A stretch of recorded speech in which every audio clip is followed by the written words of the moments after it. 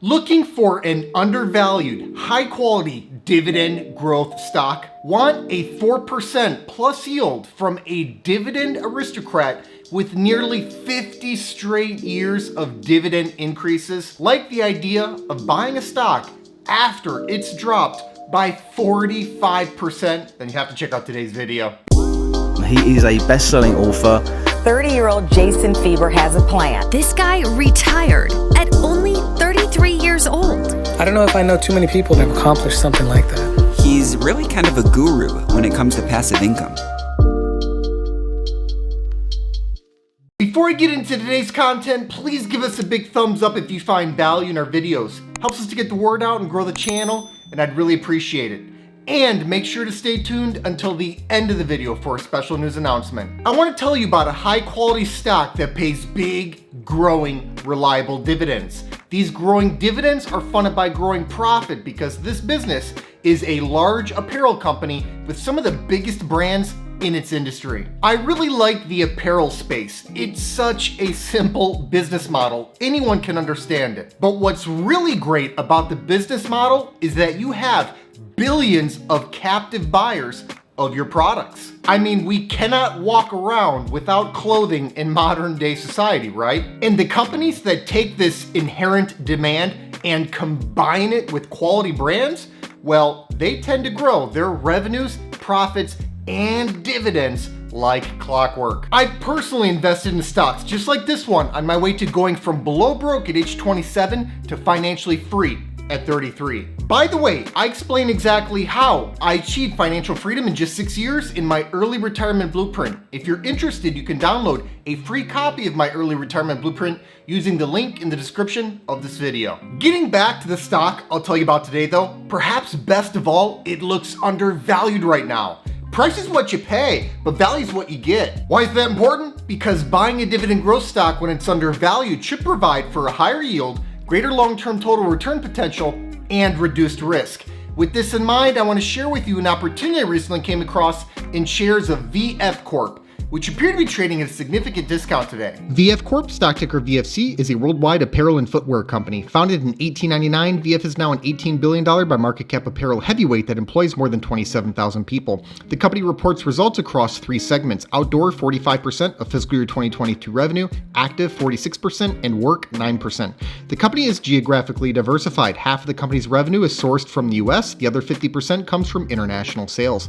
Channels are also diversified. Wholesale accounts for 54% of fiscal year 2022 revenue, while the other 46% came from DTC or direct-to-consumer sales.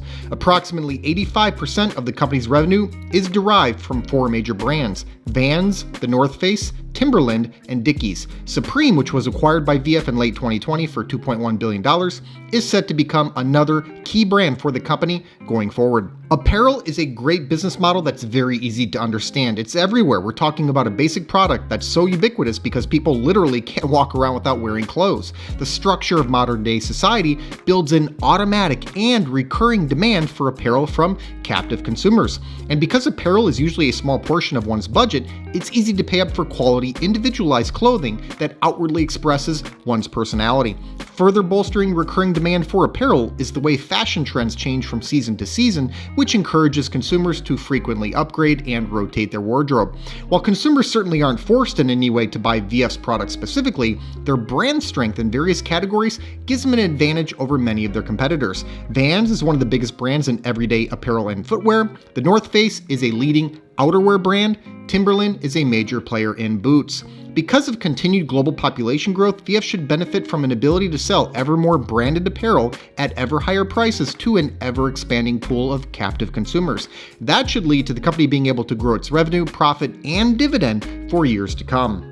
VF has already increased its dividend for 49 consecutive years. That easily qualifies them for their elite status as a dividend aristocrat. The 10-year dividend growth rate is 12.4%, which is rather strong. Admittedly, recent dividend increases have been comparatively tame, but a lot of that near-term deceleration in dividend growth can be traced back to the impacts from the pandemic. I would expect a big bounce back in the size of dividend increases once the economy and business fully normalizes, but it'll take some time. Compensating investors for that near-term dividend growth slowdown is the stock's yield of 4.3%. That's 3 times higher than the broader market's yield. It's also 190 basis points higher than the stock's own 5-year average yield, which is a remarkable spread.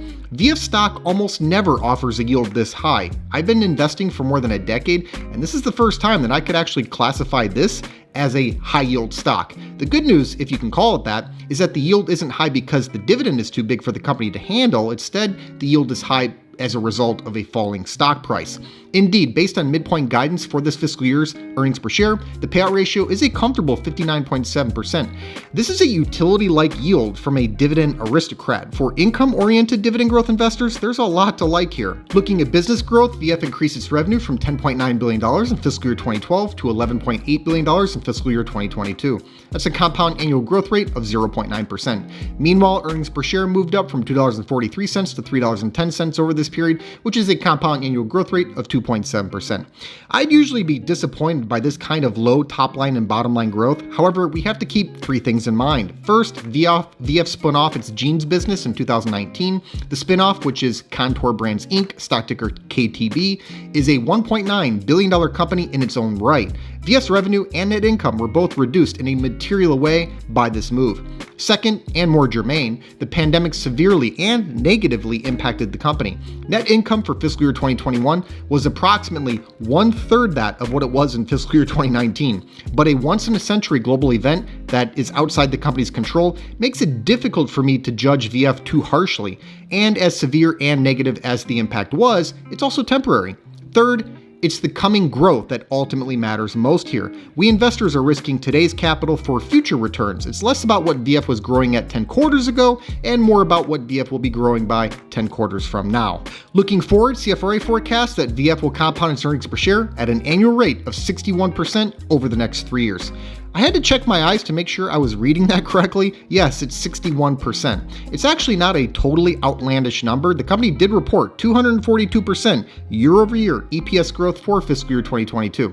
Now, I do think that VF's growth over the next 3 to 5 years will be substantially higher than what it's been at over the last few years. On the other hand, I would be surprised to see that kind of otherworldly pace to be sustained over a multi-year period. Still, either way you slice it, the expectation here is for a lot of bottom line growth over the foreseeable future. I see VF as a coiled spring in some ways. This spring can only be coiled for so long before it explosively uncoils. Recent results have been poor not because of a bad business, but because of extraneous shocks such as the pandemic.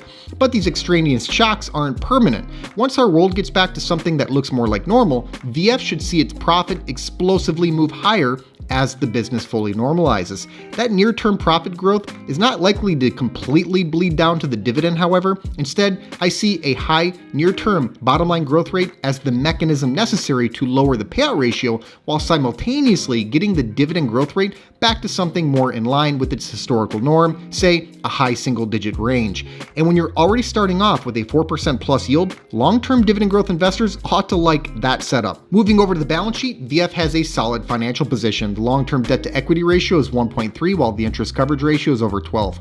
Both numbers have improved markedly since only 1 year ago, and I suspect they'll continue to improve over the next few years. Profitability is good, and I think this is another area of the business that can and will improve as we advance time. Over the last 5 years, the firm has averaged annual net margin of 7.3% and annual return on equity of 23.1%. The jeans spinoff and the Supreme acquisition, a premier brand featuring higher price points, were both designed to improve margins. We haven't had a good environment for these moves to play out, but I think management will ultimately be vindicated here. For perspective, net margin came in at nearly 12% for fiscal year 2022. VF has been successfully operating a simple to understand business model for more than a century. I see no reason why the next century would be any different, which should make this a great long-term investment. And with brand strength, global distribution, a multi-channel strategy, and economies of scale, the company does benefit from durable competitive advantages. Of course, there are risks to consider. Regulation, litigation, and competition are omnipresent risks in every industry. The large Supreme acquisition has integration risk, although VF has a long history of successful acquisitions and integration of those acquisitions. Vans, the North Face, and Timberland were all acquired. VF has some exposure to struggling B&M US retailers through the wholesale channel. Brand strength is something that has to be continually managed and marketed, so VF will have to properly maintain these brands moving forward. Fashion trends can be ephemeral. The company must stay on top of trends to continue growing. No business is without risks, but I see VF as a relatively low-risk business model. And with the stock now a breathtaking 45% off of its 52-week high, the valuation makes this a very compelling idea right now. The price-earnings ratio is 15.1. That would ordinarily be a reasonable, if not attractive, earnings multiple for this business, but I'd argue it's absurdly low right now. The business isn't even at full strength, and earnings per share is expected to move materially higher over the next few years. We can also see that the price-to-sales ratio of 1.6 is well off of its own 5-year average of 2.4, and the yield, as noted earlier, is significantly higher than its own recent historical average. I valued shares using a dividend discount model analysis. I factored in a 10% discount rate and a long-term dividend growth rate of 7%. This viewpoint balances tepid dividend growth over the last few years against double-digit long-term dividend growth. With an anticipation of extraordinary earnings per share growth over the next few years, VF could easily support high single-digit dividend growth over that same period. And then once earnings per share growth slows down into a more normal groove, it should match up better with dividend growth. So while I suspect that EPS growth over the next decade could look something like a rocket taking off and then coming back down to earth, I don't see why VF can't grow the dividend in a more stable way through that arc. They've shown the ability to do this in the opposite way. The dividend continued to grow, albeit very slowly, even when earnings per share dropped by more than 50% during the pandemic. I'm giving this Dividend Aristocrat the benefit of the doubt here, although this long-term model is slightly cautious. The dividend discount model analysis gives me a fair value of $71.33.